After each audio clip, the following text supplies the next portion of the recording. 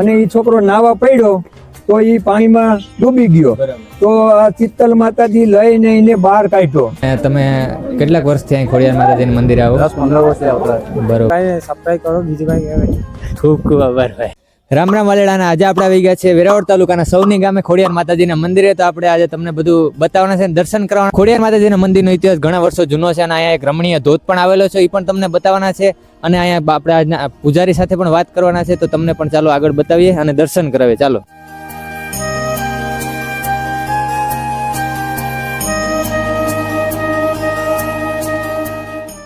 ખોડિયાર માતાજીના મંદિરે આપણે આવી ચૂક્યા છે અને અંદર આપણે દર્શન કરવાના છે. ચાલો તમને પણ દર્શન કરાવીએ.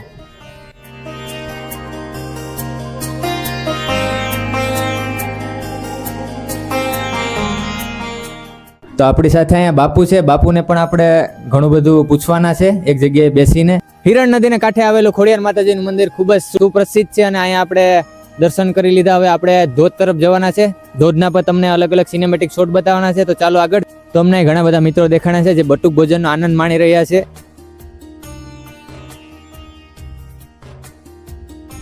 અહીંયા ઘણા બધા સીડી હતી પણ અત્યારે કઈ સીડી જેવું દેખાતું નથી, કારણ કે અહીંયા નદીના બહાવને લીધે આ સીડી પણ તણાઈ ગયેલ છે.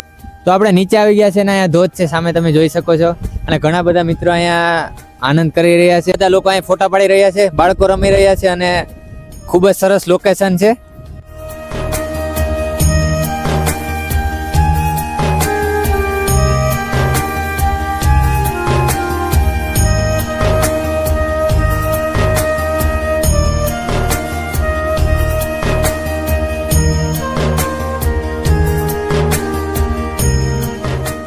તો હવે આપણે ઉપર જઈને બાપુની મુલાકાત લેવાની છે અને ખોડિયાર માતાજી વિશે અલગ અલગ જાણકારી લેવાની છે. ચાલો ઉપર જઈએ.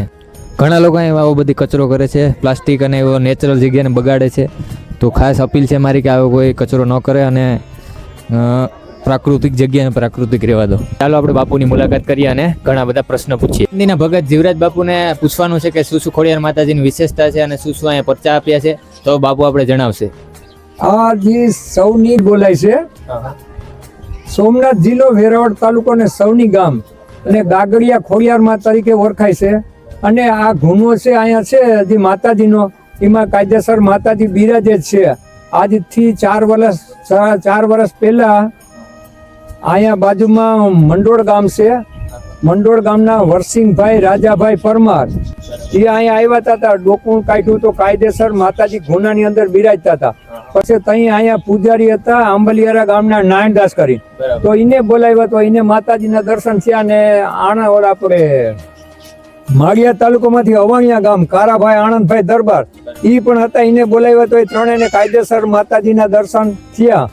અને બીજા નંબરમાં કે આજથી 19 વર્ષ પહેલા વેરાવળ ગામના કમલેશ મહેશ મહેતા છોકરાનું નામ, એની ઉંમર 10 વર્ષની હતી અને એ છોકરો નાવા પડ્યો તો એ પાણીમાં ડૂબી ગયો. તો આ ચિત્તલ માતાજી લઈને એને બહાર કાઢ્યો. બોલો જય ખોડિયારમાં. જય ખોડિયારમાં.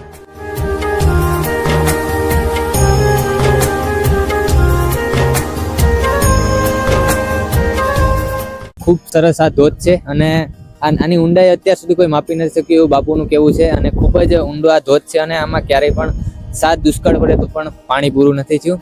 અને ખૂબ જ રમણીય જગ્યા ખોડિયાર માતાજીનું મંદિર સામે આપણે આવેલું છે અને ખૂબ જ પબ્લિક અને ખૂબ જ લોકો અહીંયા દર્શન કરવા આવે છે. તો આ બધા સરસ મજાના રમણીય વાતાવરણમાં તમને પણ આનંદ આવતો હશે તો વિડીયોને લાઈક, સબસ્ક્રાઈબ અને જો આ વિડીયો ગમે તો કોમેન્ટ કરતા જજો.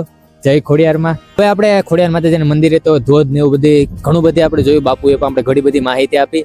પણ હવે આપણે અહીંના લોકો જેટલા આવે છે એને પ્રશ્ન પૂછવાના છે, ક્યાંથી આવે છે અને કેટલા વર્ષથી આવે છે, શું શું પરચા થયા છે માતાજીના. ઘણા બધાને પરચા પણ તમને બાપુએ કીધા. તો હવે આપણે આગળ જઈએ અને લોકોને પ્રશ્ન પૂછીએ. ચાલો આગળ જઈએ.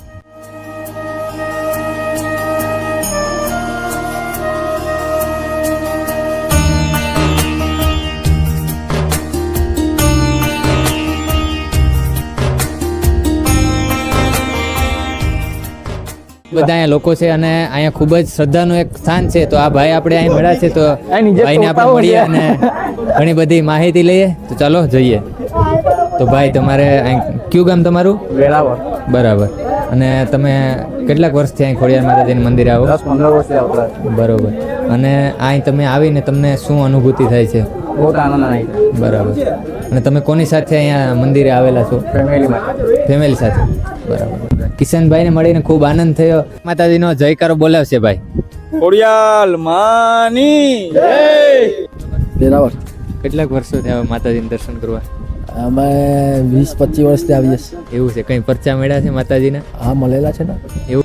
અહીંયા આપણી સામે ઘણા બધા મિત્રો ઉભેલા છે, તો એને થોડાક પ્રશ્ન કરીએ. ચાલો આગળ. તો આપણે આ ભાઈ મળ્યા છે, એને આપણે ખોડિયારમાં વિશે થોડાક એક પ્રશ્ન પૂછીએ.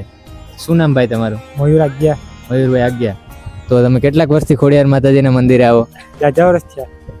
તમને અહીંયા આવીને આનંદ મળે છે? બહુ આનંદ મળે છે. તો ખૂબ ખૂબ આભાર ભાઈ તમારો. અમારે આ ચેનલને તમે શું કહેવા માંગો? ચેનલ કાંઈ સબસ્ક્રાઈબ કરો, બીજું કાંઈ કહેવાય. ખૂબ ખૂબ આભાર ભાઈ, થેન્ક યુ. તો આજે આપણે ખોડિયાર માતાજીના મંદિરે આવીને ઘણા બધા આપણે લોકોની મુલાકાત કરી, ખોડિયાર માતાજીના દર્શન કર્યા અને ત્યારબાદ આપણે અહીંયા પૂજારી બાપુને પણ મળ્યા. તો અહીંયા ઘણી બધા આનંદ અને ઘણી બધી અલગ અલગ કિસ્સા પણ આપણે જણાવેલા છે. તો આજના આપણા વ્લોગમાં વ્લોગ વિડીયોની અંદર તમને શું શું જાણકારી મળી એ અમને ખાસ જણાવી દેજો. અને જો તમને અલગ અલગ માહિતી મળતી હોય અને આ વ્લોગથી તમને કંઈ પણ શીખવા મળ્યું હોય તો અમારી ચેનલને સબસ્ક્રાઈબ કરી લેજો અને એક કોમેન્ટ જય ખોડિયાર માતાજીના નામની કરી દેજો. જય હિન્દ, જય ભારત.